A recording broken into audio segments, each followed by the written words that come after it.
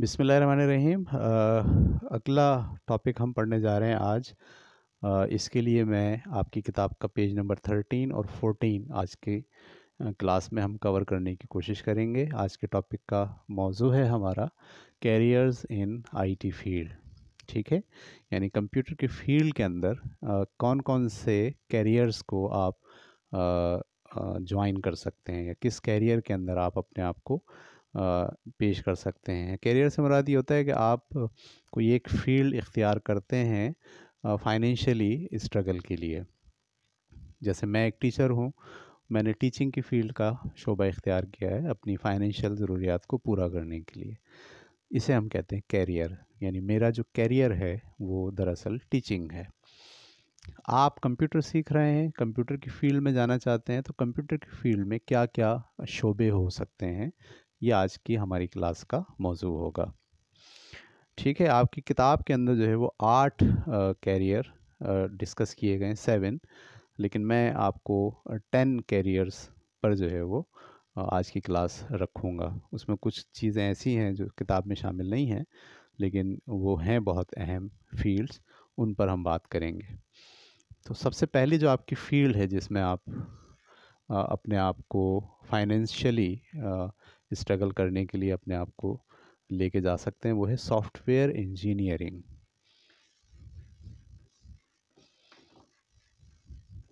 Software engineering,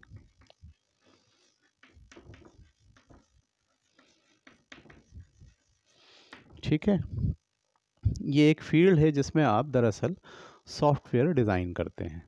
जैसे कि हमने पिछली क्लास में ये बात की थी कि ज़िंदगी के कितने शोबे हैं जहाँ पर कंप्यूटर जो है वो हमें मददगार होता है।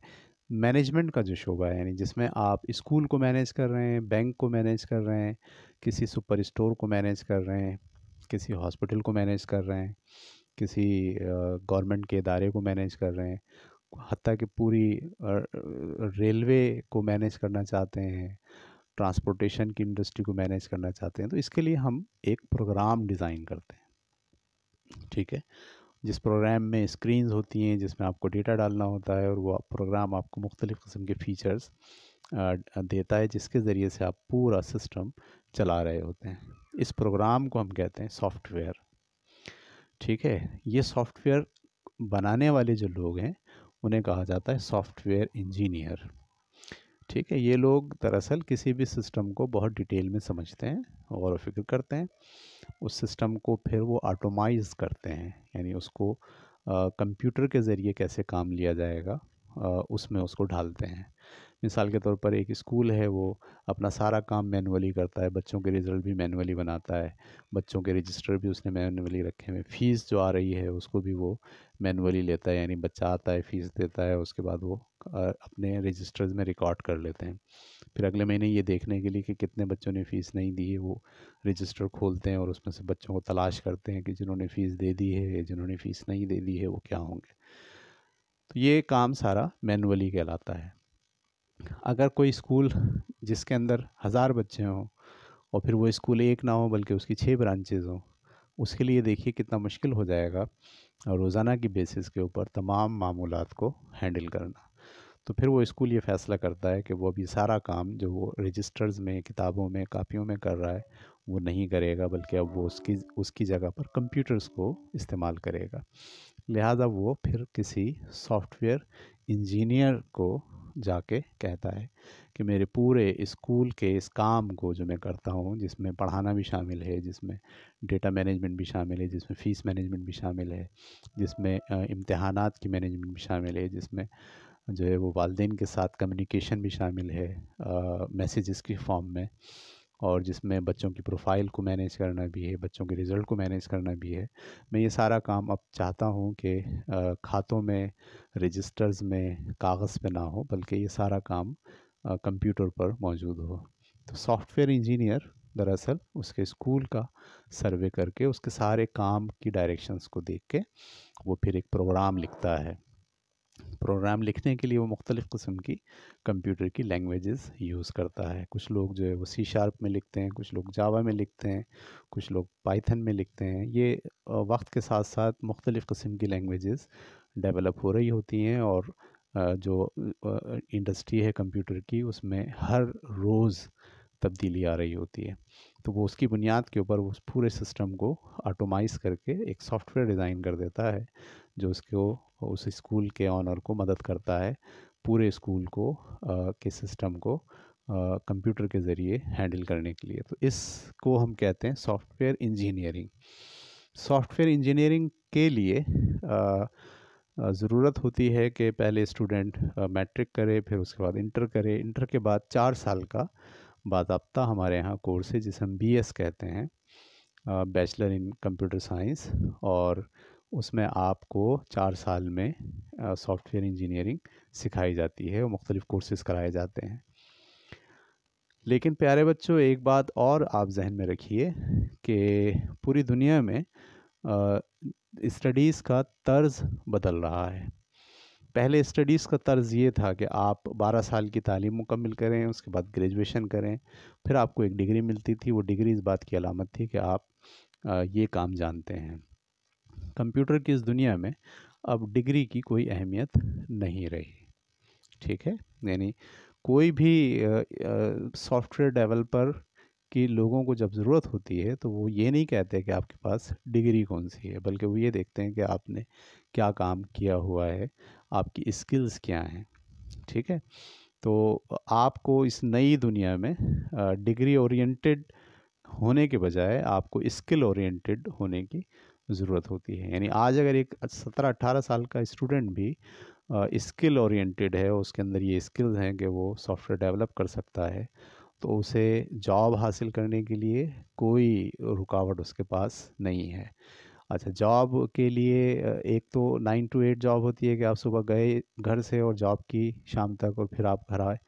इस पैटर्न को और इस सिनेरियो को भी जो है कंप्यूटर की इंडस्ट्री ने तोड़ के रख दिया है। अब आप ज़रूरी नहीं है कि आप 9 to 5 कहीं जॉब करें, बल्कि आप ऑनलाइन जॉब भी कर सकते हैं। यानी बजाय इसके कि आप जाएं, आप घर पे बैठ के ही मुख्तलिफ़ किस्म के लोगों को ये कहते हैं कि मैं सॉफ्टवेयर बनाना जानता हूँ, और वो आपको जो है वो ऑनलाइन प्रोजेक्ट देते हैं। उन प्रोजेक्ट को आप घर में बैठ के कंप्लीट करते हैं, आप उनको डिलीवर करते हैं और फिर वहाँ से आप पैसे कमा लेते हैं।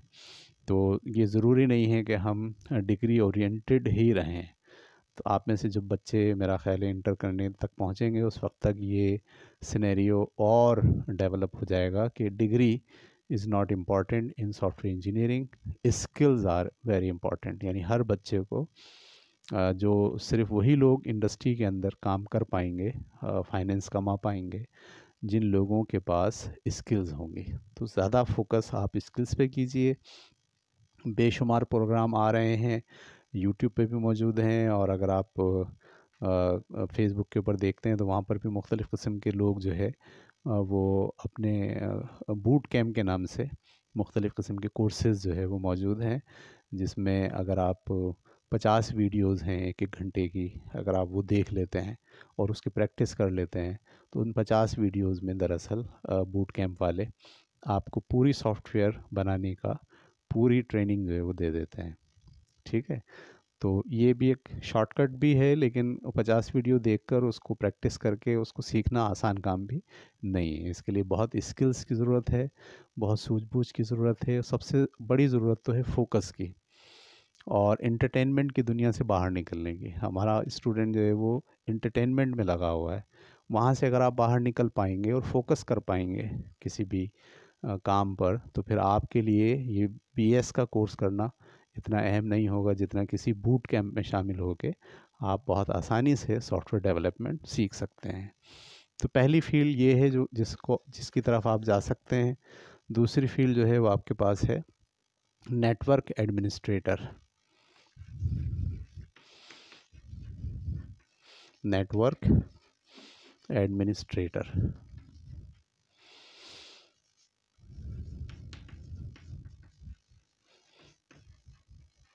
ठीक है। नेटवर्क एडमिनिस्ट्रेटर जो है वो क्या होता है असल में, जब हम किसी कंपनी में काम करते हैं जिसमें एक ही कंपनी, फ़र्ज़ कीजिए कि 10 मंजिल पर मुश्तमिल है, या एक ही कंपनी के अंदर 100 कंप्यूटर हैं, सही, हर शख्स क्योंकि कंप्यूटर यूज़ कर रहा है, 100 लोग कंप्यूटर यूज़ कर रहे हैं। तो ये जो कंप्यूटर होते हैं इनफरादी नहीं होते, बल्कि ये सारे के सारे कंप्यूटर्स किसी सिस्टम के साथ, किसी बड़े मेन फ्रेम कंप्यूटर के साथ जुड़े हुए होते हैं, कनेक्टेड होते हैं, ठीक है। और जितना भी काम हो रहा होता है वो सारा का सारा एक जगह पर जमा हो रहा होता है। इसका बेनिफिट ये होता है कि हर आदमी रोज़ाना की बुनियाद पर जो काम हो रहा है उससे मुस्तफ़ीद हो सकता है। इसकी मिसाल आप किसी सुपरमार्केट के अंदर चलने वाले बेशुमार जो कैश रजिस्टर्स हैं उनसे भी ले सकते हैं। ये जो बेशुमार कैश रजिस्टर्स होते हैं, यानी जो कंप्यूटर हैं जहाँ पर आपका बिल बन रहा है, ये सारे के सारे कंप्यूटर किसी बड़े मेन कंप्यूटर से जुड़े हुए होते हैं, जिसमें तमाम जो चीज़ें हैं उनके रेट, ठीक है, उनकी परचेजिंग प्राइस, उनकी सेलिंग प्राइस और उनकी क्वांटिटी लिखी होती है, ठीक है। तो ये सब के सब कैश रजिस्टर उससे जुड़े हुए होते हैं। ये जो जुड़ना है, कनेक्ट होना है, ठीक है, एक ही इदारे के अंदर 100 कंप्यूटर्स का एक दूसरे के साथ कनेक्ट होना और डेटा को शेयर करना। तो फिज़िकली जो कनेक्शन है, इस कनेक्शन को मेंटेन करता है नेटवर्क एडमिनिस्ट्रेटर। उसका काम होता है कि वो इस पूरे नेटवर्क को, सारे कंप्यूटर्स की कनेक्टिविटी को हर लम्हा प्रॉपर रखे, ठीक है। तो इसके लिए भी आपको स्टडी करनी पड़ती है, पढ़ना पड़ता है।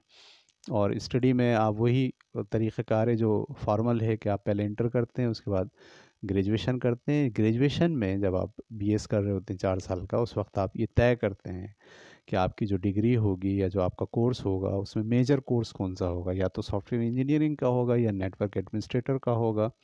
ये आपको फैसला करना पड़ता है।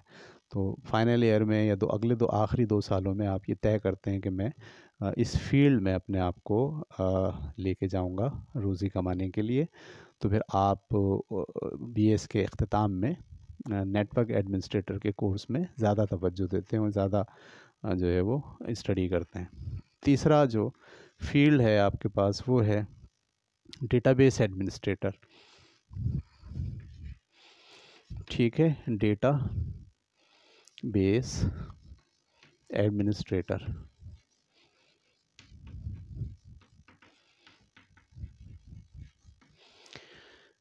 ठीक है, तो नेटवर्क एडमिनिस्ट्रेटर क्या करता है? सारे कंप्यूटर जोड़ता है।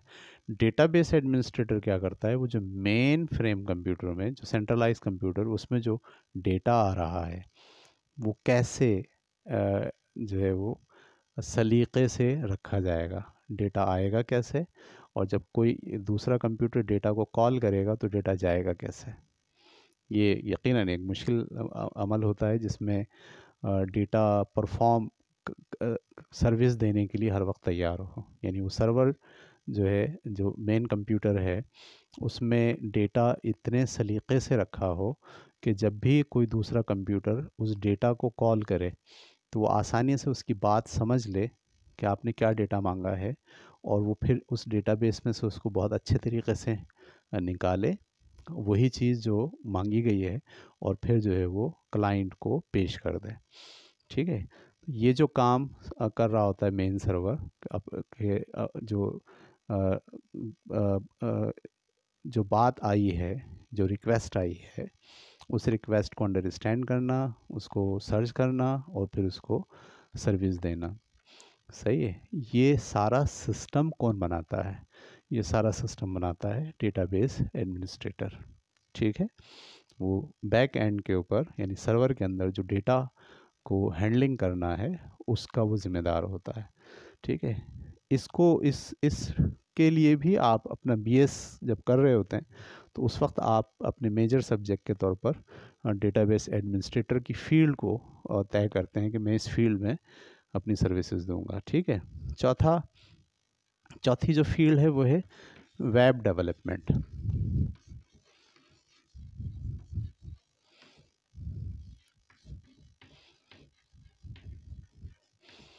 ठीक है, वेब डेवलपमेंट का मतलब क्या होता है? वेब डेवलपमेंट का मतलब ये होता है कि जो सॉफ्टवेयर है वो इंटरनेट के ब्राउज़र के ऊपर ऑनलाइन चले, ठीक है। एक सॉफ्टवेयर वो होते हैं जो डेस्कटॉप पे चलते हैं, ठीक है। एक सॉफ्टवेयर वो होते हैं जो इंटरनेट के ब्राउज़र में चलते हैं। जैसे मिसाल के तौर पर आपका फेसबुक है, वो इंटरनेट के ब्राउज़र में चलता है। जैसे आपका यूट्यूब है, वो इंटरनेट के ब्राउज़र में चलता है, ठीक है।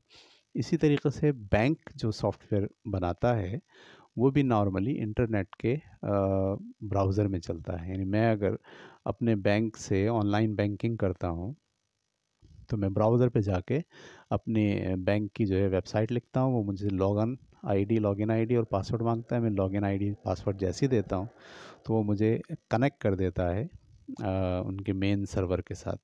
तो ये जो ब्राउज़र के ऊपर जो एप्लीकेशन बनी हुई है, ये एप्लीकेशन दरअसल कौन बनाता है? वेब डेवलपर बनाता है। वेब डेवलपमेंट की डायरेक्शन है ये। वेब जो डेवलपमेंट है उसमें डेटाबेस के साथ लिंक करके भी जो है वो वेबसाइट्स बनती हैं, और बग़ैर डेटाबेस के लिंक के साथ भी वेबसाइट बनती हैं। कुछ वेबसाइट्स होती हैं जो सिर्फ़ और सिर्फ मार्केटिंग के लिए होती हैं, डिस्प्ले के लिए होती हैं, ठीक है? उसमें डेटा का कोई लेना देना नहीं होता। सिर्फ़ और सिर्फ वो आपने मार्केट के लिए लोगों को बताने के लिए सिंपल स्टैटिक इन्फॉर्मेशन, यानी जो इन्फॉर्मेशन आप दे रहे हैं वो एक ही बार दी जाएगी, उसमें रद्द-बदल की गुंजाइश नहीं है। उस किस्म की वेबसाइट्स भी दरअसल कौन बनाते हैं? वेब डेवलपर ही बनाते हैं। और बाज़ वेबसाइट्स होती हैं जिसमें डेटा के साथ जो लिंक होती हैं, जैसे पाकिस्तान रेलवे की वेबसाइट है, यकीनन उसमें रोज़ डेटा जो है वो चेंज होगा, उसमें हर लम्हा डेटा बदल रहा होगा। तो ये जो वेबसाइट है ये डेटाबेस की जो है वेबसाइट है, डेटाबेस डेवलपमेंट के ज़रिए जो है वो कनेक्टेड है। तो ये भी एक फ़ील्ड है वेब डेवलपमेंट। आज का जो दौर है नॉर्मली, क्योंकि पहले इंटरनेट स्लो था, उसके नतीजे में सारी दुनिया जो अपना सॉफ्टवेयर डिज़ाइन करती थी वो मेन फ्रेम कंप्यूटर में रखकर अपने अपने डिपार्टमेंट के अंदर कंप्यूटर से लिंक करके लोग उसको यूज़ करते थे, ठीक है? लेकिन क्योंकि अब इंटरनेट बहुत फास्ट हो गया है, लिहाजा पूरी दुनिया का रुझान ये हो गया है कि अब हम बजाय इसके कि मेन फ्रेम कंप्यूटर में अपने पास डेटा रखें, हम जो ऑनलाइन सर्विसेज देने वाली कंपनियां हैं, ठीक है, उनके पास हम, क्योंकि वो 24 घंटे अपने पास जो सर्वर हैं वो ऑन रखते हैं, उन्होंने बहुत हैवी मशीनरी लगाई हुई है, उन्होंने बहुत ज़्यादा मेमोरी और रैम का इस्तेमाल किया होता है जो जो हमें सर्विसेज दे रहा होता है। तो वो सर्विसेज हम जब इस्तेमाल करते हैं तो हमारा जो काम है या जो सॉफ्टवेयर है वो वर्ल्ड वाइड हो जाता है। अब दुनिया के किसी भी शोबे में, किसी भी दुनिया के हिस्से में हम मौजूद हों, हम अपना लैपटॉप खोलेंगे, ब्राउज़र खोलेंगे, एड्रेस डालेंगे, हमारा सॉफ्टवेयर हमारे सामने हो जाएगा। तो ये रुझान अब क्योंकि बहुत तेज़ी से बढ़ रहा है, इसीलिए इस वक्त वेब डेवलपर्स की दुनिया में बड़ी ज़रूरत है। और जो लोग भी वेब डेवलपर्स में बहुत ज़्यादा हाईली स्किल्ड होते हैं, उनको बहुत हाईली पेमेंट के ज़रिए उनसे सॉफ्टवेयर डिज़ाइन करवाए जाते हैं। तो ठीक है, तो वो सॉफ्टवेयर जो है वो डेस्कटॉप नहीं होते बल्कि वेब पर चलने वाले सॉफ्टवेयर होते हैं। पांचवी फील्ड जो यहाँ मौजूद है आपकी किताब में वो है ग्राफिक डिज़ाइनर, ठीक है, ग्राफिक डिज़ाइनर।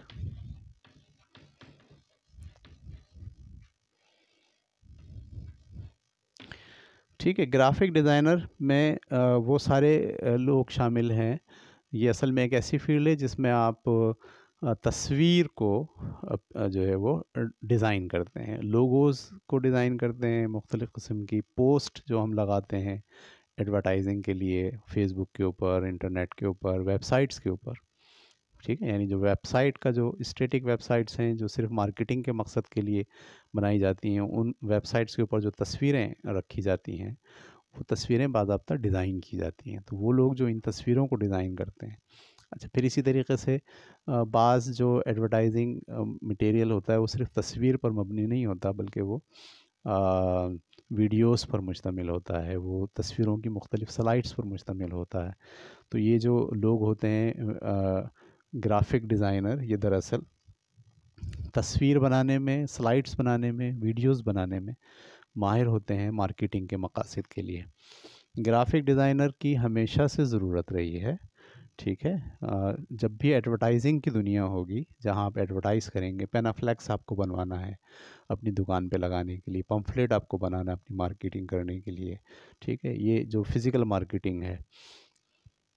फिर ऑनलाइन मार्केटिंग है जिसमें आपको फेसबुक के ऊपर जो है वो मटेरियल रखवाना है, आपको यूट्यूब के ऊपर जो है वो मटेरियल रखवाना है, और मुख्तलिफ़ किस्म की समाजी सोशल वेबसाइट्स हैं, उन पर आपको जो है वो कुछ मटेरियल रखवाना है, ख्वाह वो मटेरियल तस्वीरी फार्म में हो, आवाज़ की फार्म में हो, या स्लाइड्स की फार्म में हो, या फिर वीडियोस की फार्म में हो।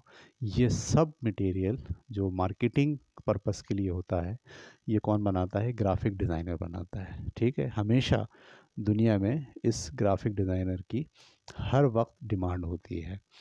जो लोग बहुत स्किलफुल होते हैं, ठीक है, बहुत आर्टिस्टिक होते हैं और बहुत बेहतरीन किस्म की डिज़ाइनिंग करते हैं, उनको हाईली पेड किया जाता है। ठीक है, तो इसके अंदर भी डिग्री इम्पॉर्टेंट नहीं है, बल्कि आपकी स्किल्स और आपकी महारत और आपका पैशन जो नए अंदाज से चीज़ों को देख पाता है, वो उसकी डिमांड ज़्यादा होती है।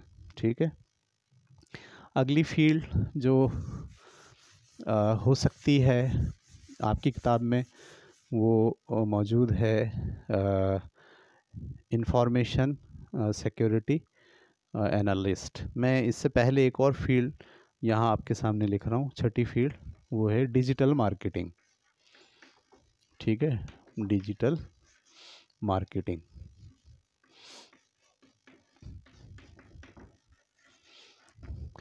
ठीक है, ये बड़ी इमर्जिंग फील्ड है आज की दुनिया में। जब आप मार्केटिंग करने जा रहे हैं, एडवर्टाइजमेंट करने जाते हैं, ठीक है, एडवर्टाइजमेंट तो हर दुनिया का जो इदारा है जो कोई चीज़ प्रोड्यूस करता है, कोई सर्विस बनाता है, वो अपनी सर्विस को और अपनी प्रोडक्शन को, जो जो जो उसने प्रोडक्ट बनाई है, उसको वो दुनिया के सामने पेश करना चाहता है।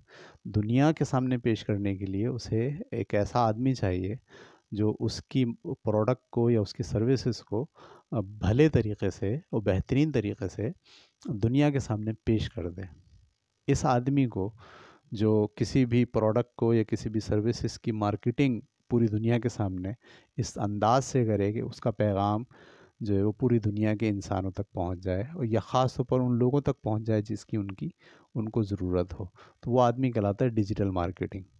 डिजिटल मार्केटिंग के लिए जो लोग हों, वो बुनियादी तौर पर फेसबुक के ऊपर मार्केटिंग करना, इंस्टाग्राम पे किस तरह से मार्केटिंग की जाए चीज़ों की, सर्विसेज की, यूट्यूब पर रहते हुए किस तरह से, क्योंकि ज़्यादातर जो लोग हैं दुनिया के, वो इस सोशल नेटवर्क के ऊपर मौजूद हैं। जैसे इस वक्त फेसबुक पर तकरीबन 2.5 बिलियन जो लोग हैं, यानी 2.5 अरब लोग हर वक्त फेसबुक इस्तेमाल करते हैं।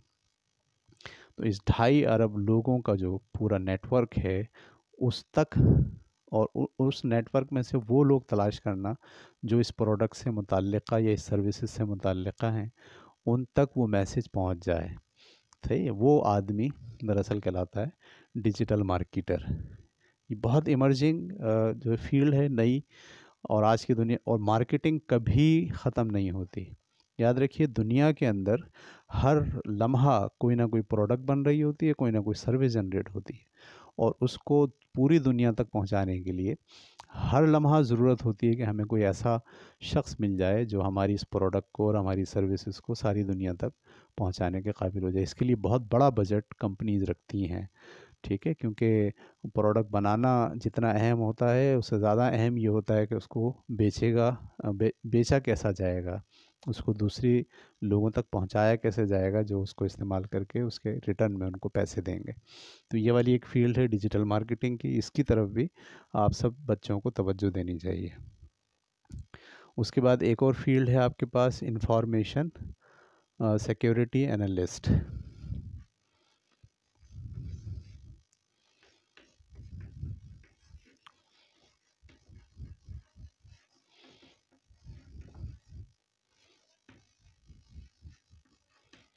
सिक्योरिटी एनालिस्ट,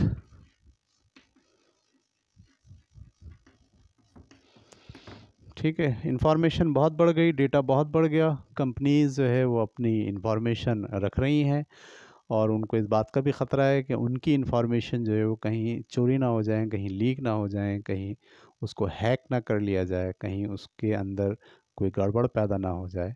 तो हर कंपनी जिसका डेटा बहुत ह्यूज होता है, उसको इस बात की ज़रूरत होती है कि वो डेटा सिक्योर रहे, और वो डेटा किसी दूसरे के हाथ में ना चला जाए, या वो डेटा कहीं डिलीट ना हो जाए, या डेटा कहीं मिट ना जाए। तो उसके लिए फिर वो अपने यहाँ एक बंदा रखते हैं जो दरअसल इंफॉर्मेशन को सिक्योर करता है। ठीक है, इस काबिल बनाता है सिस्टम को कि उसमें से इंफॉर्मेशन जो है वो डिलीट ना हो जाए, उसका बैकअप बनता रहे और कोई दूसरा आदमी उसे हैक करके उसे पूरे सिस्टम को जाम ना कर दे। तो ये भी एक फील्ड है, इसको भी ये भी इमर्जिंग फील्ड है, हमेशा इसकी ज़रूरत रहेगी। जितना दुनिया में इंफॉर्मेशन की और डेटा की तरक्की होगी, इस फील्ड के लोगों की हमेशा ज़रूरत होगी। उसके बाद 8वीं फील्ड जो आपकी किताब में लिखी है वो है कंप्यूटर साइंस और आईटी टीचर।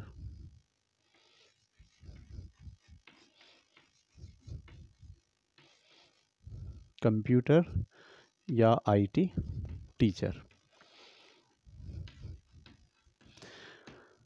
हाँ, ये भी बहुत इम्पोर्टेंट फील्ड है, क्योंकि जैसे जैसे कंप्यूटर के इस फील्ड में तरक्की, किसी भी शोबे, कंप्यूटर की किसी भी शोबे में तरक्की होगी तो बहुत सारे लोग उसको सीखना चाहेंगे। ठीक है, तो यकीनन जिस कदर लोग उसको सीखना चाहेंगे, उसी कदर अफराद की ज़रूरत होगी जो उनको बेहतर तरीके से कम वक्त में बहुत ज़्यादा से ज़्यादा अच्छी तालीम दे पाएँ। तो कंप्यूटर का जो टीचर है, चाहे वो सॉफ्टवेयर इंजीनियरिंग पढ़ाने वाला हो, चाहे वो डेटाबेस पढ़ाने वाला हो, चाहे वो नेटवर्क पढ़ाने वाला हो, उसकी हमेशा अगले ज़माने में ज़रूरत रहेगी। देखिए, इसमें दो बातें हैं। एक तो ये है कि क्योंकि चीज़ें अब ऑनलाइन हो गई हैं, फिज़िकल पढ़ने का रुझान बहुत कम हो गया है। तो एक तो ये होगा कि जब कोई आदमी बीएस करने आएगा 4 साल का, तो असातिज़ा चाहिए होंगे, ठीक है। लेकिन बेशुमार चीज़ें अब फिज़िकल टीचिंग की नहीं हो रही। जैसे मैं आपको पढ़ा रहा हूँ, वो फिज़िकल टीचिंग नहीं है, बल्कि ये एक ऑनलाइन टीचिंग है।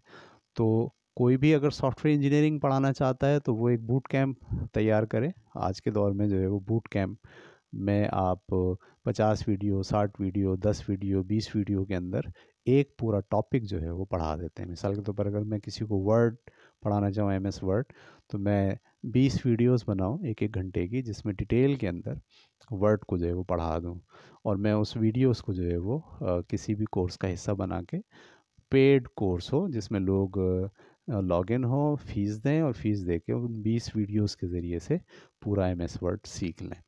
तो as a teacher, MS Word, office, graphic designing, digital marketing, बेशुमार फील्ड जो हैं कंप्यूटर की, उनको बहुत स्किलफुल पढ़ाने वाले असातिज़ा की इस इंडस्ट्री में हमेशा ज़रूरत रहेगी।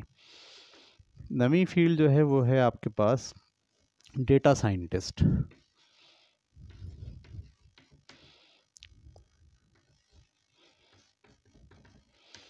ठीक है, ये एक नई इमर्जिंग फील्ड है, और जिस तरह जैसे जैसे आर्टिफिशियल इंटेलिजेंस तरक्की कर रही है और नए मॉडल को हम जो है वो लर्न करा रहे हैं, एजुकेट कर रहे हैं, वैसे वैसे इस बात का इम्कान भी बढ़ता जा रहा है कि आर्टिफिशियल इंटेलिजेंस के को जो डेटा आप दोगे और उस डेटा से वो आर्टिफिशियल इंटेलिजेंस का मॉडल रिजल्ट्स कैसे निकालेगा।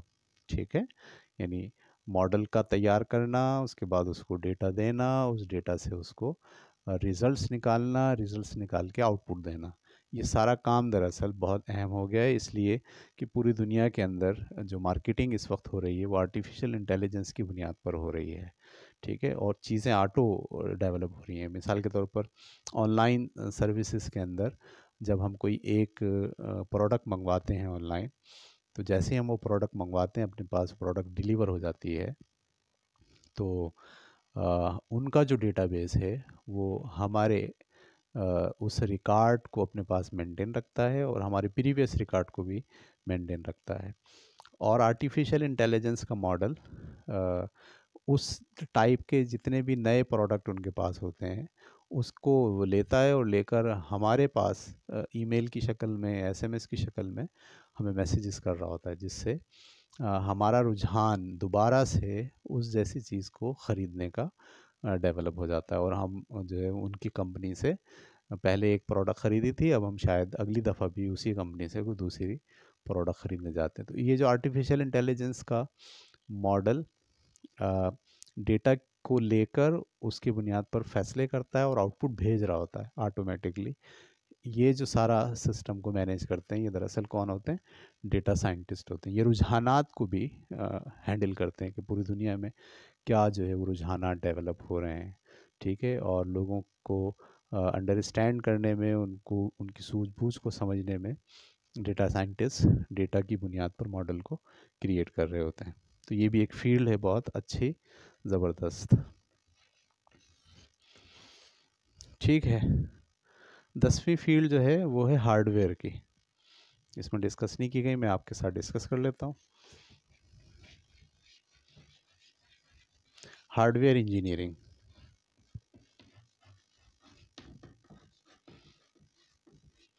ठीक है, हार्डवेयर इंजीनियरिंग का मतलब ये है कि ये सारा गेम जो हो रहा है कंप्यूटर का, सॉफ्टवेयर से मुतल्लिक़ भी, नेटवर्किंग से मुतल्लिक़ भी, और डिजिटल मार्केटिंग से मुतल्लिक़ भी, इन सब के लिए मशीन चाहिए, और उस मशीन के अंदर ख़राबी भी होगी, ठीक है, और उस मशीन को अपग्रेड करने की ज़रूरत भी होगी। तो ये जो हार्डवेयर इंजीनियरिंग है ये दरअसल मशीन की ख़राबी को, मशीन के अपग्रेडेशन को हैंडल करता है। तो किसी भी कंपनी में अगर 100 कंप्यूटर हैं तो वहाँ लाजमी एक हार्डवेयर इंजीनियर का होना ज़रूरी। वो एक बाज़ाब्ता डिपार्टमेंट बनाते हैं कि हार्डवेयर इंजीनियरिंग का कोई डिपार्टमेंट हो जो उन सारे कंप्यूटर्स को हर वक्त ऑन रखने के लिए अपना रोल प्ले करता है। अगर उसके अंदर कोई एरर आता है, उसके ऑपरेटिंग सिस्टम में कोई एरर आता है, उसके अंदर मदरबोर्ड में, उसके कार्ड्स में, उसकी रैम में, मेमोरी में, तो वो हार्डवेयर इंजीनियर जो है नेटवर्किंग कार्ड में, क्योंकि नेटवर्क करने वाला आदमी नेटवर्किंग तो करेगा लेकिन हार्डवेयर को हैंडल नहीं करेगा। तो ये एक 10वीं फील्ड है हार्डवेयर इंजीनियरिंग की। ये भी एक बहुत इम्पॉर्टेंट फील्ड है। हर फील्ड के लिए आपको ग्रेजुएशन करना ज़रूरी होता है, ये फॉर्मल एजुकेशन है, लेकिन दुनिया बदल रही है, ये फॉर्मल एजुकेशन से निकल कर स्किल्स डेवलपमेंट की तरफ जा रही है। इसमें से हर फील्ड की स्किल्स अगर आपके पास मौजूद है और डिग्री नहीं है तो भी आप इस इंडस्ट्री के अंदर सरवाइव कर सकते हैं, बहुत ज़्यादा पैसे कमा सकते हैं और अपना रोज़गार बना सकते हैं। ठीक है, तो आज की क्लास में हमने इन 10 फील्ड को डिस्कस किया। उम्मीद है कि आप इस पर गौर करेंगे और अपने अपने रुझान के मुताबिक, अपनी जहानत के मुताबिक कोई एक फील्ड इख्तियार करके स्ट्रगल करना शुरू कर देंगे। ओके, अल्लाह हाफिज़।